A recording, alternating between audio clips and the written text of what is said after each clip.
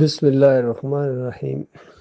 محرم الحرام کے دنوں کے اندر قبرستان جانا، وہاں جا کر قرآن پڑھنا یا پھر شربت بانٹنا، نیازیں بانٹنا اور پھر گلیوں میں سبیلیں لگانا، اس کے بارے میں قرآن کیا کہتا ہے؟ قرآن کا بالکل واضح اعلان ہے۔ اعوذ باللہ من الشیطان الرجیم، بسم اللہ الرحمن الرحیم۔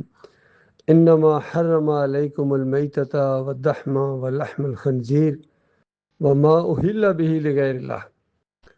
4 جگہ قرآن کے اندر یہ آیت اسی ترتیب کے ساتھ آئی ہے کہ تمہارے لیے حرام کر دیا گیا ہے مردار، یعنی جو جانور بے شک حلال ہو لیکن مر جائے، ذبح نہ کیا جائے تو حرام ہو جاتا ہے، اور اس کے بعد اس سے زیادہ حرام چیز ہے یہ بہتا ہوا خون، اسی وجہ سے ذبح کر کے اس کو نکال دیا جاتا ہے۔ اس سے زیادہ حرام ہے لام الخنزیر، خنزیر کا گوشت، سور کا گوشت کوئی بھی نہیں کھاتا ہے کیونکہ بہت زیادہ حرام ہے۔ لیکن اس سے بھی زیادہ حرام چیز وما اہل بہ لغیر اللہ، ہر وہ چیز جو اللہ کے علاوہ کسی اور کی طرف اس کو منسوب کر دیا جائے۔ تو یہ جتنی نظر و نیازیں ہو رہی ہیں، حسین رضی اللہ تعالیٰ کے نام کی پانی پلایا جا رہا ہے، شربت پلائے جا رہے ہیں، کھچڑے پکائے جا رہے ہیں اور حلوے بانٹے جا رہے ہیں، چاہے یہ محرم کے ہوں یا یہ 12 ربیع الاول کو نبی علیہ السلام کے نام کی سبیلیں لگائی جائیں یا مٹھائیاں بانٹی جائیں اور میلاد کی محفلیں سجائی جائیں، یا عبد القادر جیلانی کے نام کی 11ویں ہو، یا علی اجویری کے قبر کے اوپر دیگیں ہوں، بر امام وہاں چڑھاوے ہوں، گولڑا کے اوپر ہوں، سیون کے اوپر ہوں، عبداللہ شاہ غازی کے اوپر ہوں، سب کچھ ہو جو اللہ کے علاوہ کسی اور کے نام کی چیز تقسیم کر دی جائے، اس کو منسوب کر دیا جائے، یہ سور کے گوشت سے زیادہ حرام اور نجس ہے، اور جو یہ اہتمام کرتا ہے اس کے عقیدے کے اندر خرابی ہے۔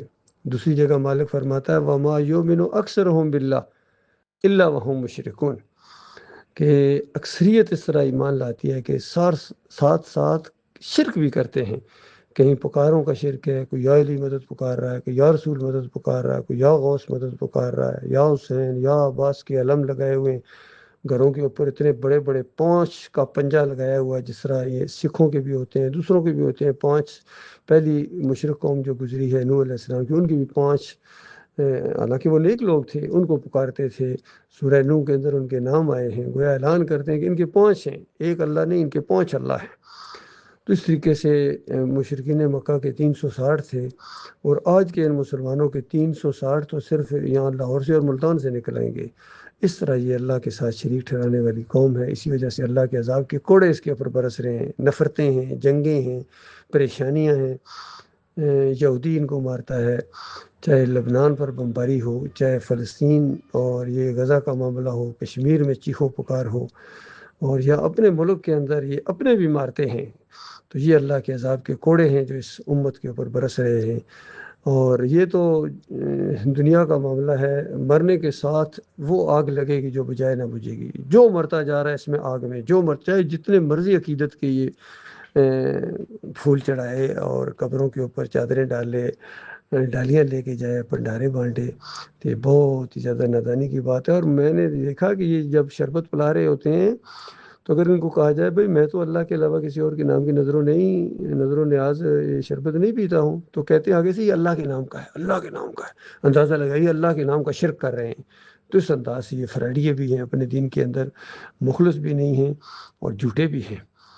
تو یہ معاملہ ہے میرے بھائیو، ان دنوں کے اندر کوئی نظر و نیاز نہ کھانی ہے نہ خود پکانی ہے، اور ان دنوں کے اندر یعنی 10 محرم کو کچھ لوگ اللہ کے نام کیا کہتے ہیں، ہم تو اللہ کے نام کی، یہ جھوٹ وہ بولتے ہیں، بالکل اپنے آپ کو فراڈ دیتے ہیں، اللہ کو دھوکہ دیتے ہیں، مسلمانوں کو دھوکہ دیتے ہیں۔ یہ معاملہ نہیں کرنا ہے۔ اگر کوئی آپ کے گھر میں لے کے آئے بالکل واپس کر دینی ہے، ذرہ برابر اس میں لحاظ نہیں کرنا ہے۔ جب اللہ کے وقار اور اللہ کی عزت کا معاملہ آ جائے، پھر اگر دوگلا پن دکھائیں گے اور منافقت دکھائیں گے کہ کوئی بات نہیں کھا لو، یا یہ ہے کہ چلو وہ لے کے چلے جائیں گے ہم پھینک دیں گے، یہ بہت بڑی منافقت ہے۔ اللہ تعالیٰ اس منافقت سے اور اس شرک سے ہمیں اپنی پناہ میں رکھے۔ 10 محرم کا روزہ مسلمان رکھتے تھے، اور وہ بہت پہلے کا واقعہ، وہ تو اس واقعے کے اوپر ہے جب موسیٰ علیہ السلام کو بنی اسرائیل کو اللہ نے فرعون سے نجات دی تھی، تو اس وقت بنی اسرائیل نے روزہ رکھا تھا. تو آج اگر 10 محرم کا روزہ رکھتا ہے تو اس کا واقعہ کربلا سے یا حسین رضی اللہ عنہ سے کوئی تعلق نہیں یاد رکھیے. یہ تو وہ سنت ہے نبی علیہ السلام کی اور صحابہ کرام کی. اور لوگوں کا بھی کوئی رکھے تو وہ بھی اچھا ہے، لیکن یہ الٹا معاملہ انہوں نے کر دیا.